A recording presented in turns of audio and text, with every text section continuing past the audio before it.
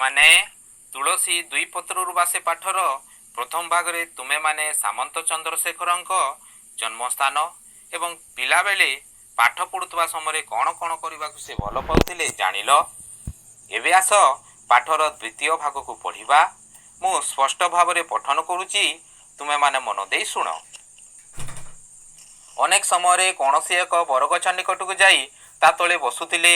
ସୂର୍ଯ୍ୟଙ୍କ ଗତି ଅନୁଯାୟୀ ଖଣ୍ଡିଏ କାଠି ଦ୍ୱାରା ଗଛର ଉଚ୍ଚତା କହିଦେଇ ପାରୁଥିଲେ। ରାତ୍ରିରେ ଧ୍ରୁବତାରା, ସପ୍ତର୍ଷି ମଣ୍ଡଳ, ଗ୍ରହ ଓ ନକ୍ଷତ୍ରମାନଙ୍କର ଗତି, ଉଦୟ ଓ ଅସ୍ତ ଆଦି ସମୟର ହିସାବ ତାଳପତ୍ରରେ ଲେଖି ରଖୁଥିଲେ। ପଠାଣି ସାମନ୍ତ ପ୍ରାୟ 10 ବର୍ଷ ବୟସରେ ତାଙ୍କ ପିତା ଶ୍ୟାମସୁନ୍ଦର ସିଂହଙ୍କଠାରୁ ଜ୍ୟୋତିଷ ବିଦ୍ୟା ଶିକ୍ଷା କରିଥିଲେ। ସେତେବେଳେ ଗଣନା କରିବା ପାଇଁ କୌଣସି ଯନ୍ତ୍ରର ବ୍ୟବହାର ନଥିଲା। ସାମନ୍ତ ଚନ୍ଦ୍ରଶେଖର ପ୍ରାଚୀନ ଗ୍ରନ୍ଥକୁ ପଢ଼ି ଏକ ବାଉଁଶ ନଳୀ ସାହାଯ୍ୟରେ ଧ୍ରୁବତାରା, ଗ୍ରହ ଓ ନକ୍ଷତ୍ରମାନଙ୍କର ଗତିବିଧି ଓ ଦୂରତ୍ୱ ନିରୂପଣ କରୁଥିଲେ। ପଠାଣି ସାମନ୍ତଙ୍କ ଏଭଳି ଆଗ୍ରହ ଦେଖି ଲୋକେ କାବା ହେଉଥିଲେ।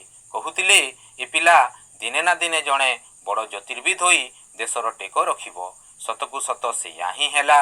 ଦିନେ ସେ ବଡ଼ ହୋଇ ସାରା ପୃଥିବୀରେ ପୂଜିତ ହେଲେ।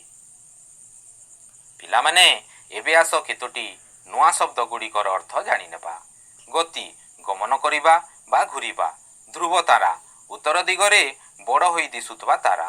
ରାତିରେ ଡଙ୍ଗାରେ ଯାଉଥିବା ନାବିକମାନେ ଏହାକୁ ଦେଖି ଦିଗ ଜାଣିପାରୁଥିଲେ।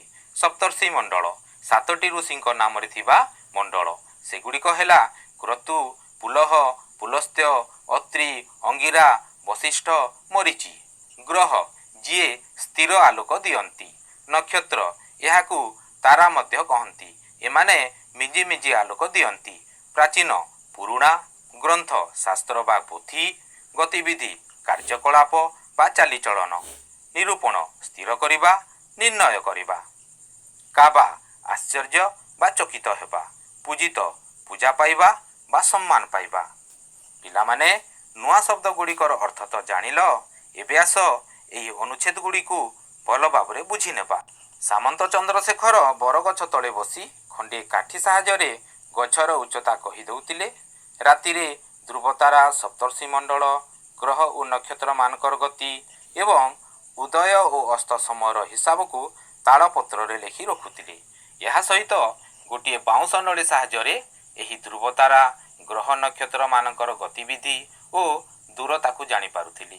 ତାଙ୍କର ଏଭଳି କାମ ଦେଖି ଲୋକମାନେ ଚକିତ ହୋଇଯାଉଥିଲେ ଏବଂ ସେ ଜଣେ ବଡ଼ ଜ୍ୟୋତିର୍ବିଦ ହେବେ ବୋଲି ସମସ୍ତେ ବିଶ୍ୱାସ କରୁଥିଲେ। ବୁଝିଲ ପିଲାମାନେ?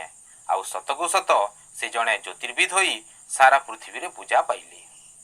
ପିଲାମାନେ ଏବେ ଆସ କାର୍ଯ୍ୟଫର୍ଦ୍ଦ ଆଡ଼କୁ ଯିବା। କାର୍ଯ୍ୟଫର୍ଦ୍ଦ 1, ସରଳ ପ୍ରଶ୍ନ ଗୁଡ଼ିକର ଉତ୍ତର ଦିଅ। କ. କାହା ଦ୍ୱାରା ସାମନ୍ତ ଚନ୍ଦ୍ରଶେଖର ଗଛର ଉଚ୍ଚତା କହିଦେଇ ପାରୁଥିଲେ? ଉତ୍ତର ହେଲା, ଖଣ୍ଡିଏ କାଠି ଦ୍ୱାରା ସାମନ୍ତ ଚନ୍ଦ୍ରଶେଖର ଗଛର ଉଚ୍ଚତା କହିଦେଇ ପାରୁଥିଲେ। ଖ. ପଠାଣି ସାମନ୍ତ କାହାଠାରୁ ଜ୍ୟୋତିଷ ବିଦ୍ୟା ଶିକ୍ଷା କରିଥିଲେ? ଉତ୍ତର ହେଲା, ପଠାଣି ସାମନ୍ତ ତାଙ୍କ ବାପା ଶ୍ୟାମସୁନ୍ଦର ସିଂହଙ୍କଠାରୁ ଜ୍ୟୋତିଷ ବିଦ୍ୟା ଶିକ୍ଷା କରିଥିଲେ। ଗ. ପଠାଣି ସାମନ୍ତ ତାଳପତ୍ରରେ କ'ଣ ସବୁ ଲେଖି ରଖୁଥିଲେ? ଉତ୍ତର ହେଲା, ରାତିରେ ଧ୍ରୁବତାରା, ସପ୍ତର୍ଷି ମଣ୍ଡଳ, ଗ୍ରହ ଓ ନକ୍ଷତ୍ରମାନଙ୍କର ଗତି, ଉଦୟ ଓ ଅସ୍ତ ଆଦି ସମୟର ହିସାବକୁ ସାମନ୍ତ ଚନ୍ଦ୍ରଶେଖର ତାଳପତ୍ରରେ ଲେଖି ରଖୁଥିଲେ। କାର୍ଯ୍ୟଫର୍ଦ୍ଦ 2, ଆସ ବାକ୍ସ ଭିତରେ ଥିବା ଦୁଇଟି ଶବ୍ଦକୁ ଯୋଡ଼ି ତଳେ ଲେଖିବା। ଯେପରି ଭଲ ମନ୍ଦ। ବାକ୍ସ ଭିତରେ ଠିକ୍ ସେହିପରି ଦିଆଯାଇଛି ଉଦୟ, ପ୍ରାଚୀନ, ଅସ୍ତ, ସତ, ନବୀନ, ମିଛ। ଉତ୍ତର ହେଲା ଉଦୟ ଅସ୍ତ, ପ୍ରାଚୀନ ନବୀନ, ସତ ମିଛ। କାର୍ଯ୍ୟଫର୍ଦ୍ଦ 3, ଯେପରି ପୂଜା ଶବ୍ଦରୁ ପୂଜିତ ହୁଏ ସେହିପରି ତଳ ଶବ୍ଦ ଗୁଡ଼ିକ କ'ଣ ହେବ? ସୂଚନା, ପାଳନ, ଉଦୟ। ଉତ୍ତର ହେଲା, ସୂଚନାରୁ ସୂଚିତ ହେବ, ପାଳନରୁ ପାଳିତ ହେବ, ଉଦୟରୁ ଉଦିତ ହେବ। ପିଲାମାନେ ଆଜି ପାଇଁ ଏତିକି। ଧନ୍ୟବାଦ।